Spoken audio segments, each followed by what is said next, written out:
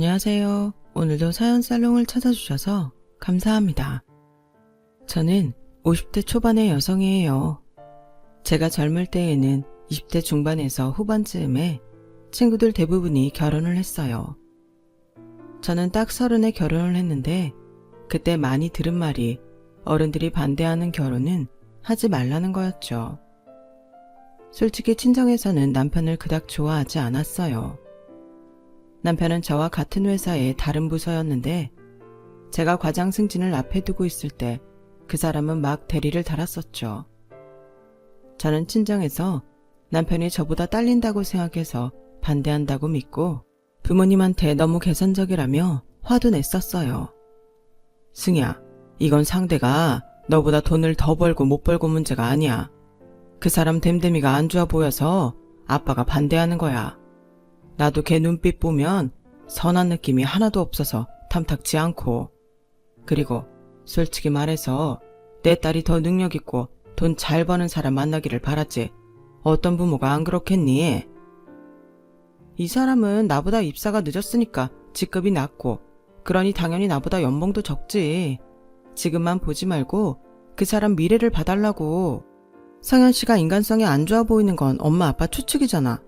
그러지 말고 좀 좋게 봐줘. 저는 그렇게 부모님 앞에서 남편을 감싸며 설득했어요. 안 그래도 그 사람은 제가 자기보다 더 잘 나간다고 움츠러들었고 조금만 비싼 레스토랑에 가도 자기가 올 곳이 못 된다며 비관적인 말을 하곤 했어요. 그런 게 어딨어. 여기 다 누구든 와서 자기네 거 팔아달라고 마케팅하느라고 럭셔리하게 꾸민 것뿐이야.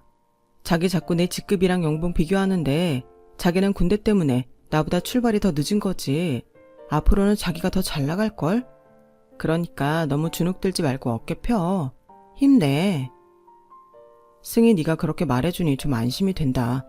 난 네가 나 무시하면 어쩌나 항상 신경 쓰게 되거든. 아니야, 왜 그런 생각을 해. 내가 정말 자기 무시했으면 자기가 결혼하자고 할 때 좋다고 하겠어? 뭐 날 불쌍하게 생각해서일 수도 있고 아니면 만만하니까 결혼하면 기피하고 편하게 살 수 있겠다고 생각했을 수도 있잖아. 에이 참, 그런 일 없다니까. 자기는 너무 깊게 생각해서 문제야. 나는 그냥 자기가 좋은 거고 그런 생각한 적 없어. 너무 염려 마. 솔직히 너무 부정적인 시각으로만 봐서 결혼을 고민한 적도 있었어요. 그래도 저한테 잘해줬고 좋은 사람이라고 믿었기에 결혼까지 하게 됐어요. 그때까지만 해도 남편의 콩깍지가 씌어서인지 그 사람과 시댁 분위기를 잘 파악 못했던 것 같아요. 결혼 후 남편은 친정에 갈 일이 생길 때마다 어떻게든 안 가려고 했어요. 나는 장인 장모님이 나를 싫어하는 것 같으니까 처가에만 가면 내가 더 작아지는 것 같아. 장모님은 뒤에서 내 흉 안 보시면 다행인데 내가 뭐 좋다고 가서 웃는 얼굴로 헤헤거리며 아부를 해야 돼? 우리 엄마가 뒤에서 왜 자기 흉을 봐? 우리 엄마를 뭘로 보고 그런 말까지 하는 거야? 자기 평생 그렇게 안 좋은 생각만 하고 살 거야? 우리 엄마 그런 사람 아니야. 그런 착각은 나도 좀 기분 나쁘네. 남편의 이런 자기 비하가 친정 엄마까지 나쁜 사람을 만드는 것 같아 저는 조금씩 불만이 쌓여갔어요. 게다가 시어머니는 틈만 나면 저한테 이런 식으로 말했어요. 네가 아무리 성현이보다 잘 나간다고 해도 넌 여자야. 높은 자리에 있다고 내 아들 무시하고 네가 나대면 집안 망한다. 내가 원래 결혼 반대했다는 말 성현이가 안 하지? 걔가 그런 애야. 착한 우리 아들 네가 기살려야지. 누르고 못살게 굴면 안 된다. 그러면 네 일도 안 되는 법이야. 아무리 여자가 능력 있다고 해도 남편 뒤에서 조용히 내조할 줄 알아야 돼. 남편이 잘 되는 게 너한테도 좋은 거야? 어머니, 제가 그 사람을 왜 못 살게 굴어요. 저 그런 적 없고 앞으로도 안 그럴 거예요. 제가 나대다뇨. 저는 제 일 열심히 하고 그 사람은 그 사람 일 열심히 하면 각자 좋은 성과가 있을 거라고 생각해요. 제가 일하는 걸 나대고 그 사람 기죽이는 거라고 생각하지 마셨으면 해요. 하여간 한마디도 지는 게 없어. 하나를 보면 열을 한다고? 네가 나한테도 이렇게 다 덤비는데 우리 성현이한테는 어떻겠니? 너 설마 네가 더 높은 사람이라고 회사에서 우리 성현이한테 이건 잘했네 못했네 이따위 평가하고 그러는 거 아니지? 내가 다른 건 몰라도 그런 꼴은 못 본다. 그러기만 해. 알아서 해. 어차피 그이랑 저 부서도 달라서 그럴 일 없어요. 그러니까 그거 다 어머니가 오해하시는 거라고요. 시끄럽다. 아주 나나 우리 아들을 지보다 못한 사람 만드는구나. 너 지금 아무리 잘난 척 해봐야 애 하나 낳으면 다 끝이야. 집에 들어앉아 애 키우고 살림이나 할 때 나나 성현이한테 구박 안 당하려면 지금부터 잘 하라고. 라며 말도 안 되는 소리만 하곤 했어요. 게다가 한 번은 어디서 점을 보고 오더니 저를 불러내서 이러더군요. 너랑 성현이가 같은 회사에 있으니까 우리 애가 일이 안 풀린대. 너한테 놀려서. 그러니까 네가 당장 사표를 쓰고 나와. 어머니, 잘 다니던 회사를 그런 이유로 관둘 수는 없어요. 그건 회사 측에도 폐를 끼치는 거라고요. 그리고 지금 상황에서 제가 회사를 그만두면 저희 지금 신혼집 대출 갚으며 생활하는 거 지장이 있어요. 그러니 그런 말을 안 들으시는 게 좋을 것 같아요. 그럼 네가 다른 회사로 옮겨. 그럼 되잖아. 라며 말도 안 되는 생떼를 쓰는데 정말 어이가 없었어요. 저 때문에 남편이 기가 눌려서 일이 안 된다니요. 너무 화가 나서 어떤 점쟁이인지 정말 찾아가서 한바탕 하려다가 그만뒀는데 그 얘기를 들은 남편의 태도가 더 이해가 안 됐어요. 솔직히 자기는 다른 회사 가려면 갈 수 있지 않아? 우리 회사에서 과장 정도면 다른 회사 쉽게 들어가지 않을까? 무조건 우리 엄마 말에 기분 나빠하지만 말고 냉정하게 생각해봐. 그 점쟁이가 아주 없는 말을 한 건 아닐 거 아니야. 솔직히 자기는 남편이 대리로 있는 직장에서 과장 소리 듣는 게 그렇게 좋은지. 나도 기분 나쁠 때가 있어. 진짜 안 그러려고 하는데 열등감 생긴단 말이야. 자기까지 왜 이래? 우리 그런 거 신경 쓰지 말자고 이미 결혼 전에 다 이야기된 거잖아. 그런데 이제 와서 회사에서 내가 직급 높은 것 때문에 열등감 생긴다는 말을 왜 해? 자기가 내 입장이 안 돼봐서 모르는 거야. 솔직히 장인 장모님도 날 자기 부하 직원으로 보는 것 같아서 내 체면이 말이 아니라고. 그리고 왜 꼭 이번에는 승진하냐고 물어보셔? 두 분 다 내 딸이 너보다 높은 사람이다. 이런 거 확인시켜주는 것 같단 말이야. 우리 엄마 아빠 그런 분들 아니야. 자기도 겪어봤으니 알 때도 됐잖아. 그런데 왜 자꾸 안 좋은 쪽으로만 생각하는데? 한마디로 당신도 장인 장모님도 내 입장은 요만큼도 생각 안 하고 남의 기분 헤아릴 줄 모르는 데가 있어. 나 결심했어 지금. 아무래도 안 되겠어. 자기가 바로 회사 관두고 다른 회사 찾지 않으면 나 처가도 안 가고 집 나갈 거야. 아니 그게 무슨 말도 안 되는 소리야. 집은 왜 나가? 그럼 내가 내 마음도 몰라주는 마누라랑 있고 싶겠냐? 이래서 진짜 핏줄이 중요한가 보다. 내 마음 알아주는 건 엄마밖에 없네. 나 생각하니까 자꾸 억울하고 열받으니까 이 자리에서 정해. 대답 못하겠으면 나 엄마한테 가 있을 테니까 마음 정해지고 나면 연락하든지 해. 이런 말도 안 되는 소리를 하며 집을 나가는 남편을 저는 쫓아가며 말려봤지만 아무 소용 없었어요. 시댁에 전화를 해도 아무도 받지 않았고요. 제가 전화할 걸 알고 일부러 받지 않는 것 같았어요. 휴대폰도 꺼놓고 전화도 받지 않으니 저는 너무 답답하고 왜 나를 이렇게 나쁜 사람 만드나 싶어 속상하기도 했어요. 하지만 이런 식으로 원망하면 저 역시 남편과 다를 바 없다는 생각에 이 상황을 더 좋게 만들 수 있는 게 뭘지 고민했어요. 솔직히 저는 얼마든지 재취업할 자신이 있었어요. 제가 애를 못한 것도 아니었고 지금까지 제 실력으로 당당히 쌓아온 커리어이기 때문에 시간이 좀 걸리겠지만 얼마든지 좋은 직장을 얻을 수 있겠다는 생각이 들더군요. 저는 그때까지만 해도 남편이 정말 저와의 직급 차이 때문에 소심해져서 그런 거지 원래는 좋은 사람이라고 믿고 있었어요. 그래서 남편이 길을 펴고 밝아지면 연애할 때 저한테 보여줬던 좋은 사람으로 돌아올 거라는 기대를 하며 결국 사표를 쓰게 됐어요. 제가 집에서 쉬면서 여기저기 이력서를 내는 사이 남편은 과장 승진 대상이 됐다며 신이 나서 집에 왔어요. 이거 보라고. 자기가 회사에서 나가니까 내 운이 막 살잖아. 앞으로는 우리 엄마나 내 의견 자기 멋대로 판단하지 말라고. 내가 과장 되면 자기 잠깐 쉬게 해줄게. 그동안 고생했잖아. 라며 어찌나 뻐기는지 좀 웃음이 나더라고요. 그동안 저렇게 큰 소리 쳐보고 싶었는데 얼마나 답답했을까 싶고, 과장, 대리 이런 거 상관없이 늘 가슴 피고 살면 좋은데 그런 거에 매달리는 게 안타깝기도 했어요. 하지만 남편은 마지막에 다른 사람에게 밀려서 과장이 못 됐어요.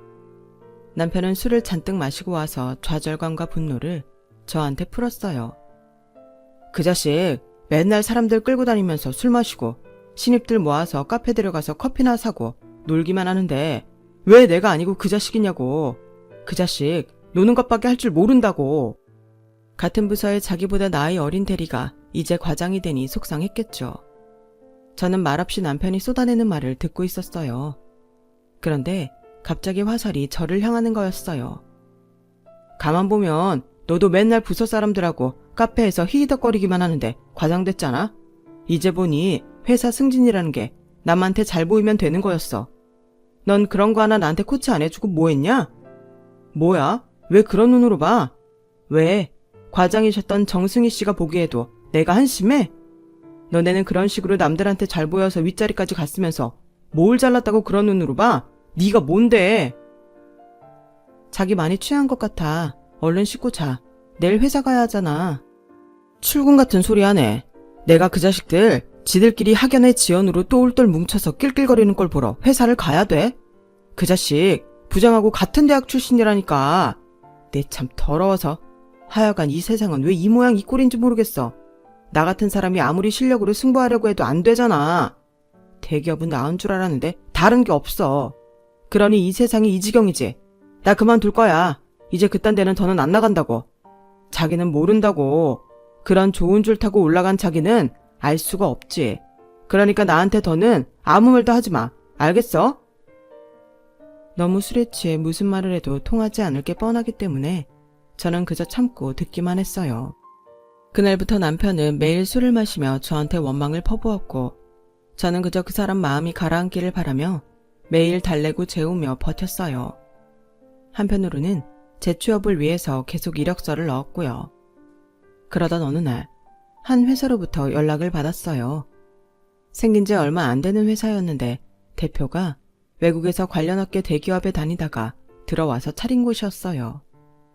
연락 담당자는 저한테 입사를 제안하고 싶다며 면접을 보러 오지 않겠냐는 거였어요. 저는 그 회사에 이력서를 낸 적이 없어서 이상하게 생각했어요. 하지만 어쩌면 좋은 기회가 될지 모른다는 생각에 가보았죠. 저는 거기서 생각지도 못한 사람을 만나게 되었어요. 바로 오래전 호주로 이민을 갔던 사촌 오빠였어요. 오빠가 어떻게 여기에 있어? 한국에는 언제 왔고? 야, 그래도 바로 알아봐주네. 고맙게. 당연하지. 오빠 얼굴을 어떻게 잊어버려. 건강히 잘 지냈어? 근데 여긴 어쩐 일이야? 난 건강히 잘 지냈고 여기는 내 회사야. 그래서 여기 있지. 실은 내가 네 포트폴리오를 봤는데 네가 그 회사에 안 다니더라고. 그래서 작은아버지한테 연락해서 네 번호 좀 알아봤어. 저는 너무 깜짝 놀랐어요. 호주에 이민 간 사촌 오빠는 대학 졸업 후 해외 여기저기서 근무를 하며 경력을 쌓았고 실력을 인정받아 꽤 큰 회사에 스카우트되어 일하다가 한국에 들어와 회사를 차렸다는 거였어요. 지금 우리 회사 막 커나가는 중이라 경력사원들 채용 중이거든. 너도 정식으로 이력서 내고 면접 보라고 하려고 했는데 부장 말이 네 정도 실력이면 바로 그냥 면접 보고 연봉 협상해서 데려와도 되겠다고 하더라. 아무튼 그건 그거고 이따가 시간 되지? 오랜만에 저녁이나 먹자. 저는 무조건 좋다고 했고 저와 사촌 오빠는 15년 만에 참 많은 이야기를 했어요. 이민 가기 전 사촌 오빠는 외동이었던 제게 친오빠나 다름없었어요. 큰아버지 집에 놀러가면 항상 저를 잘 챙겨주고 여기저기 데리고 다니며 구경도 많이 시켜주고 같이 놀아주기도 많이 했죠. 그런 오빠가 이민을 간다는 걸 알았을 때 얼마나 슬펐는지 몰라요. 펑펑 울며 가지 말라고 옷자락을 붙잡았던 걸 오빠도 기억하고 있더라고요. 그렇게 옛날 이야기도 하고 앞으로 오빠가 어떻게 사업을 할 것인지 계획도 이야기하는데 남편한테 전화가 왔어요. 벌써 한잔 했는지 혀가 꼬일 대로 꼬인 남편의 목소리가 들려왔어요. 야, 너는 이제 갈수록 막 나가는구나. 이제 집에 붙어있지도 않아. 나 같은 남편은 우습다 이거야. 내가 승진 못해서 너도 그것들하고 똑같아. 남들한테 잘 보여서 여태껏 과장 입내 뻐기고 산 주제 뭘 잘났다는 거야. 저는 지금 볼일 보는 중이라며 대충 둘러대고 전화를 끊었어요. 그런데 오빠가 제 통화 내용을 다 들은 모양이더라고요. 네 남편 너 다니던 회사 사람이라며. 근데 무슨 일 있었나 봐? 그게 이번에 과장 승진될 줄 알았는데 후배한테 뺏겼대. 그날 이후로 속상한 게 안 풀리는지 계속 저래. 근데 그걸 왜 승인 이 탓을 해? 나도 자기 승진 가로챈 후배처럼 인맥으로 된 거라고 생각하나 봐. 근데 그 후배라는 사람도 인맥으로 됐을 리 없어. 그 회사가 그렇게 호락호락하지는 않거든. 너무 속상하니까 그런가 봐. 오빠는 잠시 생각하더니 저한테 말했어요. 객관적으로 네 남편 실력 어떤 거 같아? 네가 봤을 거 아니야. 사실 나랑은 관계 있는 부서도 아니라 일이 겹친 적이 없어서 잘 몰라. 그래도 자기 나름대로 하느라고 하는 것 같아. 이번 승진권 전에는 정말 열심히 하기도 했어. 그럼 내가 지금 그쪽 분야 벤처회사를 하나 친구랑 같이 하거든? 거기도 경력사원 채용 중이니까 이력서 넣어보라고 해. 오빠 회사가 또 있었어? 아니 어떻게 두 개나 운영을 해? 거기는 그냥 공동대표 이름만 걸어놓은 거야. 아무튼 얘기해봐. 그럼 내가 소개했다고 하지 말고 그냥 남편한테 취업 관련 정도 들었다고 할게. 그 사람 요즘 자존심이 많이 상해서 내가 오빠랑 아는 사이라고 하면 또 열등감 느낄 것 같아. 근데 오빠 정말 이렇게까지 안 해줘도 되긴 하는데 그 사람 생각하면 내가 앞뒤 가릴 처지가 못 되네. 걱정 마. 네 말대로 할게. 그리고 나랑 넌 친형제나 다름없잖아. 어렵게 생각하지 말고 무슨 일 있으면 이야기해. 저는 그런 오빠에게 정말 감동했어요. 어릴 때도 저를 잘 챙겨주더니 이렇게 어른이 되어서도 저를 위해 힘이 돼주는 게 얼마나 고마웠는지 몰라요. 저는 남편에게 이력서를 넣다가 알게 된 회사라며 오빠가 말한 회사에서 과장을 찾는다는 말을 했고 남편은 그 회사를 찾아보더니 꽤 괜찮다며 얼른 이력서를 넣더라고요. 그리고 며칠 지나지 않아 그 회사에서 연락이 왔고 남편은 면접을 보고 와서 합격 소식을 들었어요. 남편은 입이 정말 귀에 걸릴 정도로 웃으며 신이 났더라고요. 축하해 자기야. 드디어 과장 달았네. 잘 됐다. 이거 보라고. 실력으로만 뽑는 데에서는 바로 나를 과장 안 치잖아. 학연이니 인맥이니 이런 거 없는 데에 가야 내가 빛을 발하는 거였어. 정말 그런가 보다. 그러니까 이제 어깨 펴고 당당하게 다녀. 내가 언제는 뭐 안 당당했어. 아무튼 이제 내가 지긋지긋한 부장한테서 벗어나는구나. 남편은 신이 나서 새 옷을 사러 간다며 나가더라고요. 그 다음 주부터 새 직장에 출근한 남편은 다행히 그곳을 마음에 들어 했어요. 저 역시 오빠가 직접 운영하는 회사에 취직하게 됐고 거기서는 팀장으로 일을 하게 됐어요. 남편도 일이 재미있는지 전에는 걸핏하며 반차 연차를 쓰더니 이제는 일한다고 늦게까지 퇴근도 안 하고 회사에 있더라고요. 물론 남편이 새벽에 올 때도 있어서 기다리다가 잠들기도 하고 남편 없이 혼자 집 지킬 때도 많아 쓸쓸하기도 했지만 전처럼 술만 먹고 저한테 생떼 부리지 않는 게 어디냐 싶었어요. 그 정도 일하면 오빠한테도 패는 되지 않을 것 같아 다행이었고요. 사실 남편이 매번 불평하고 주변 사람 욕만 하니까 일도 안 하고 저러기만 하나 하며 안 좋게 보기도 했는데 정말 회사 분위기가 마음에 안 들어서 그랬나 보다 싶더라고요. 그러던 어느 날 오빠가 회사에서 저를 불렀어요. 내 친구가 네 남편을 이사로 승진시킬까 하더라. 내 동생 남편이라고 그간 있었던 이야기하니까 일을 맡겨보자 싶은가 봐. 이사 될 것 같으니까 그렇게 알고 있어. 정말 그래도 돼? 오빠, 솔직히 나 그 사람 일 얼마나 하는지 잘 몰라. 근데 과장일 하던 사람을 갑자기 그렇게 앉혀도 되나? 일단 임시 발령 내고 어떻게 하는지 지켜보는 과정이 있을 거야. 그 친구도 무작정 사람 높은 자리에 앉히지는 않는데 혹시 능력 있는 사람 썩히는 거 아닌가 하고 우선 맡겨본대. 그러니까 너무 걱정하지 말고 너도 네 할 일 잘하고 있어. 정말 남편은 이사 승진 소식을 들었다며 신이 나서 집에 오더라고요. 저는 남편을 위해서 축하 음식을 준비하고 샴페인도 땄어요. 남편은 이상할 정도로 거만한 표정으로 저를 보더니 이러더라고요. 너도 내가 이렇게까지 잘 나갈 줄 몰랐지? 나도 그동안 당한 서름 다 갚을 거야. 그런 줄 알아. 저는 그때 남편이 왜 그런 말을 하는지 몰랐어요. 그런데 바로 다음날 퇴근하고 왔는데 시어머니가 와 있더라고요. 어머니, 어쩐 일이세요? 그 사람은요? 왜 여기서 내 잘난 아들을 찾는 거냐? 오늘 나 우리 성현이 옷이랑 이것저것 챙기러 왔다. 네? 그게 무슨 말씀이세요? 예, 우리 성현이 이사야, 이사. 근데 이런 후진대에서 출근할 수 없잖니. 성현이는 회사에서 10분 거리에 있는 고급 오피스텔로 갔으니까 그렇게 알아. 여기는 네가 알아서 청소하고 집 지키고. 그럼 이만 가마. 그러더니 정말 남편 오시며 생필품을 챙겨 가버리더라고요. 혹시나 하고 남편한테 전화해봤지만 남편은 전화를 받지 않았어요. 밤 12시가 되도록 들어오지 않는 남편한테 다시 전화를 하자 전화를 받았는데 다름 아닌 시어머니였어요. 너 왜 이 밤중에 전화해서 우리 성현이 잠도 못 자게 해? 내가 말했지. 성현이는 자기 직급에 어울리는 데에서 출퇴근한다고. 한 번만 더 전화하면 번호 바꿔버린다. 끊어. 그러는데 뒤에서 남편 목소리가 들리더라고요. 아, 엄마, 대충 하고 끊어. 신경 쓰지 마. 저는 너무 기가 막혀서 말도 안 나왔어요. 아니, 어떻게 이사가 됐다고 남편도 시어머니도 이렇게까지 사람을 무시하는지 이해가 되지 않더라고요. 그런 남편한테서 아침 출근길에 문자가 왔어요.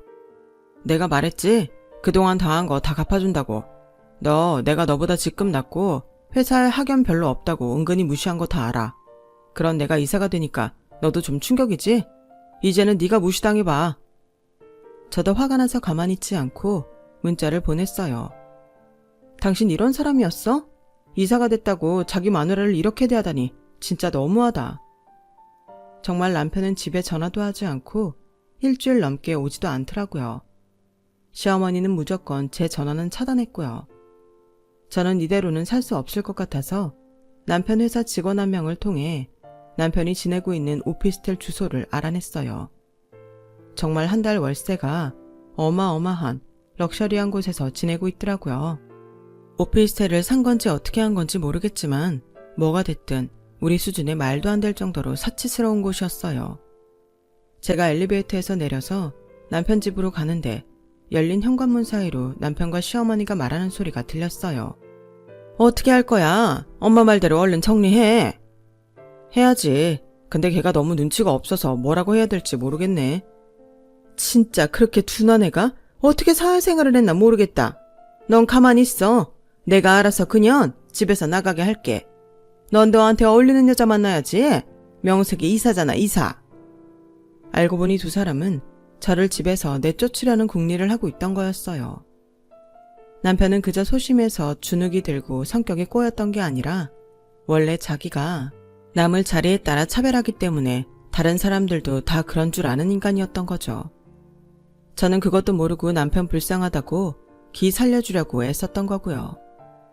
저는 이대로 있으면 당할 것 같다는 생각에 일단 그 집에 들어가지 않고 회사로 돌아와서 일부터 하고 오빠를 만나기로 마음먹었어요. 그런데 더 웃긴 건 시어머니가 저를 찾아왔다는 거예요. 너 여기서는 팀장이라며? 그래, 거기까지가 딱 네 수준이야. 그러니까 내가 좋게 말할 때 성현이랑 헤어져. 내 아들 이사야? 내가 이사 부인에 어울리는 것 같아? 우리 아들 수준에 맞는 우아하고 고상한 여자를 만나야 하지 않겠니? 뭐 클래식 음악 전공한 그런 아가씨 말이야. 고집 부리지 말고 그 집에서 나가. 계속 살 거면 그 집값만큼 성현이한테 주고 깨끗하게 이혼해라. 그게 서로를 위해서도 좋은 거야. 사람은 자기 수준에 맞는 사람하고 살아야 행복한 법이야. 우리 아들 이사잖아. 너 같은 팀장급인 애가 이사님하고 살 수 있겠어? 네가 불행해. 저는 일단 일이 바쁘니 나중에 다시 이야기하자고 일어났고 바로 사무실로 들어왔어요.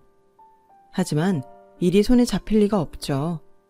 저는 화장실로 가서 거울을 보며 혼자 푸념을 했어요. 내가 바보다 바보야. 어떻게 저런 인간을 위해서 회사까지 그만두고 그 인간 모르게 취직까지 시켜주냐고. 저는 분노와 억울함에 온몸이 부들부들 떨리고 힘이 들어갔어요. 당장이라도 뭐 하나 부셔버리고 싶었고 미칠 것만 같았죠. 저는 간신히 화를 가라앉힌 후 오빠 사무실로 들어갔어요. 오빠는 제 안색이 이상하다며 걱정스럽게 물었어요. 너 왜 그래? 무슨 일 있어? 왜 이렇게 표정이 안 좋아? 저는 다정한 오빠 목소리와 걱정하는 표정에 울컥했어요. 오빠, 사실은 그게 나 이혼당하게 생겼어. 뭐? 아니 갑자기 왜? 너랑 네 남편 싸우기라도 했어? 저는 오빠한테 남편이 과장이 된 후부터 지금까지의 일을 전부 말했고 그 말을 들은 오빠는 불같이 화를 냈어요. 아니 그 자식이 그랬단 말이야? 이건 누구 덕에 지가 임시이사까지 됐는데. 있어봐, 전화 한 통만 할게. 가만 안 둔다 내가 진짜. 오빠는 그러더니 남편 회사로 전화를 해서 남편 감사를 어디까지 했느냐며 내일까지 빨리 마무리하라고 하더라고요. 감사라니? 오빠 그게 무슨 말이야? 그 사람 감사하고 있었어? 일단 능력이 되는지 이사 자리에 앉혀놓긴 했는데 일을 어떻게 했는지 법인카드를 어떻게 썼는지 다 살펴봐야지. 자기가 해놓은 실적이 없으면 지금 이사 자리에서 바로 내리라고 했어. 그래서 지금 감사 중인데 네 남편은 그것도 모르고 있나 보네. 회사가 어떻게 돌아가는지 제대로 모르는 놈이 뭐 어째? 수준이 안 맞아서 이혼을 한다고? 진짜 수준 안 맞는 게 뭔지 내가 아주 똑똑히 보여준다. 오빠는 저보고 걱정 말라며 조금만 참으라고 저를 다독였어요. 그리고 오빠는 저를 보고 그런 놈 이혼해달라고 할 때 얼른 해버리라고 하더라고요. 저는 그날 퇴근길에 시어머니한테 전화해서 이혼하겠다고 했어요. 그랬더니 바로 이혼 서류를 들고서 밤에 집으로 찾아왔더라고요. 시어머니는 저를 의심하는 눈으로 보며 이렇게 말했어요. 너 나중에 딴소리하기 없기다. 실수였네 후회되네 그러면서 우리 성현이 바지가랑이 잡으면 진짜 가만 안 둬? 제가 왜 그런 짓을 하겠어요? 저 진짜 후회 안 해요. 라며 제가 도장을 찍자 그제야 시어머니는 후련한 표정으로 방실방실 웃으며 돌아가는데 정말 한 대 때려주고 싶더라고요. 남편은 그러는 동안 전화 한 통도 없었고 이혼 서류가 가고 하루가 지났는데도 얼굴도 비치지를 않더라고요. 저는 그 다음날 남편 회사 앞에 가서 그 사람을 만났어요. 아무리 그래도 둘이 좋아해서 했던 결혼인데 이혼 당사자가 어떻게 전화 한 번을 안 해? 이게 말이나 돼? 야, 끝났으면 그걸로 끝이지. 구질구질하게 왜 이래? 남편은 끝까지 저한테 좋은 말 한마디 하지 않고 그대로 뒷모습을 보였어요. 이혼은 합의로 마무리가 잘 됐고 저도 남편하고는 더는 만나고 싶지 않아 그들이 하자는 대로 하기로 했어요. 두 사람은 그 잘난 오피스텔에 드나들면서 저희 아파트를 팔아서 반을 달라고 하길래 미리 아파트값 반을 보내버렸어요. 저는 정말 그걸로 더 이상 부딪힐 일이 없기를 바랐죠. 그리고 결전의 날이 되었어요.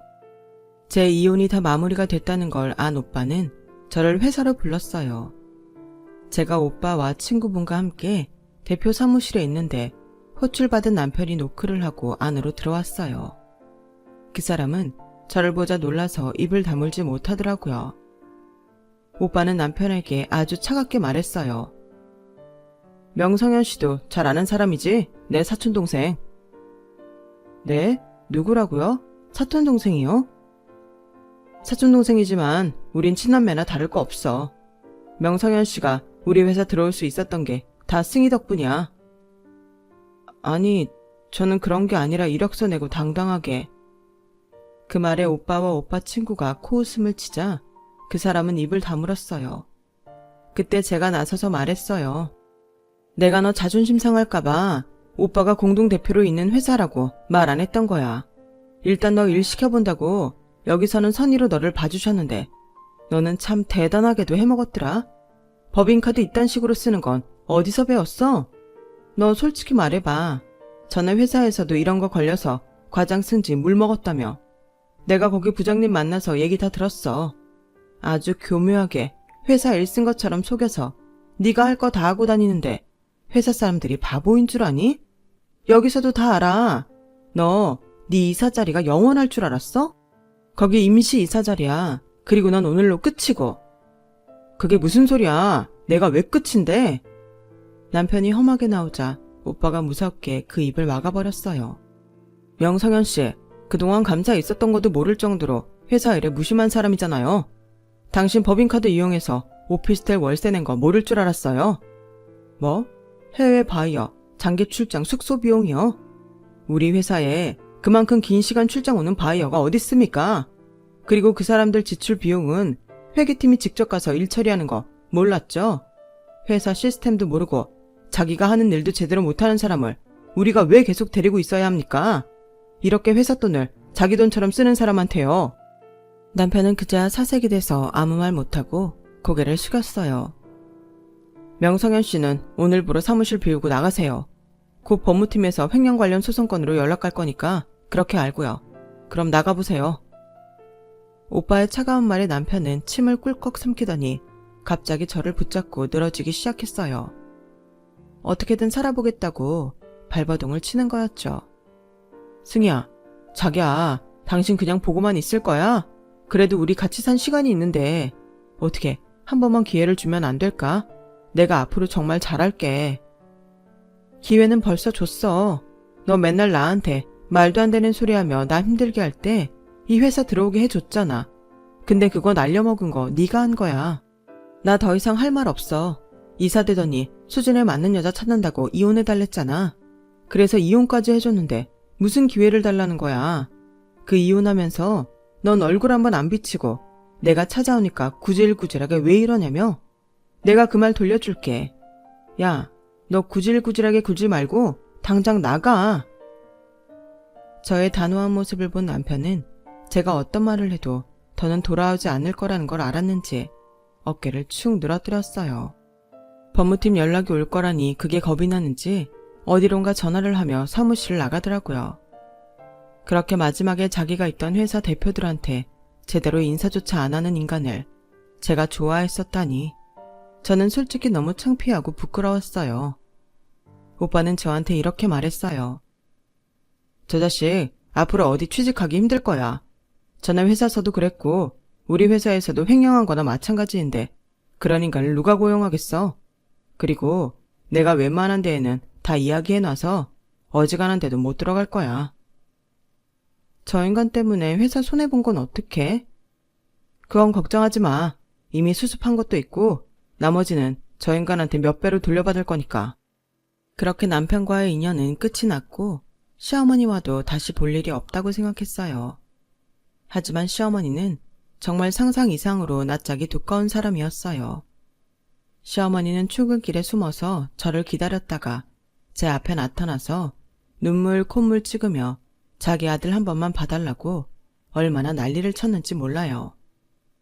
예, 아가, 네가 우리 아들 살려줘야지 누가 하겠니? 네 남편이었던 사람인데 어디 가서 사람 구실은 하면서 살아야지. 쟤 어디 취직만 되게 해줘. 늙은이 부탁이다. 응? 사람이 모질게 구는 거 아니야. 그럼 댁이 나한테 한 건 뭔데요? 댁이 나랑 아들 수준 안 맞는다고 이혼 서류 가져와서 도장 받아간 거, 이사 됐다고 짐 싸가지고 호화 오피스텔로 간 거는 모진 거 아닌가 봐요? 댁의 아들이 잘못해서 잘린 게 내가 왜 모진 거예요? 당장 내 눈앞에서 사라지지 않으면 가만두지 않을 거예요. 경찰에 신고하고 접근금지 명령도 받을 거니까 그런 줄 아세요. 그렇게 으름장을 놓고 진짜 경비원을 부르고 나서야 시어머니는 어쩔 수 없이 돌아서서 가더군요. 그게 그쪽 사람들과 마지막 만난 거였네요. 그 후 저는 오빠 회사에서 실적을 인정받았고 지금은 제가 이사가 돼서 계속 일하고 있답니다. 이혼하고 5년쯤 있다가 진짜 제 짝도 만났고요. 그 사람과의 사이에서 아들, 딸 낳고 잘 살고 있어요. 사람들이 운이 좋아지기 시작할 때 어려움을 겪는다고 하잖아요. 저는 첫 번째 결혼의 흑역사가 바로 그 시점이 아니었나 싶네요. 저는 지금 인생에서 가장 행복한 때를 보내고 있는 것 같아요. 전 남편은 어쩌면 저와 만나고 오빠 회사에 취직한 게 일생일대의 기회였을 수 있는데 그걸 자기 욕심과 남을 기만하는 걸로 모두 놓쳐버린 것 같아요. 그 일은 제게 두고두고 인생의 교훈이 돼서 늘 욕심 부리지 않고 제 일 충실히 하면서 살려고 노력하고 있어요. 그럼 제 이야기 들어주신 분들 모두 건강하고 행복하세요. 감사합니다. 여러분, 사연 댓글에 응원과 현명한 조언 부탁드려요. 좋아요와 구독은 저에게 큰 힘이 됩니다. 오늘도 좋은 일 가득하세요.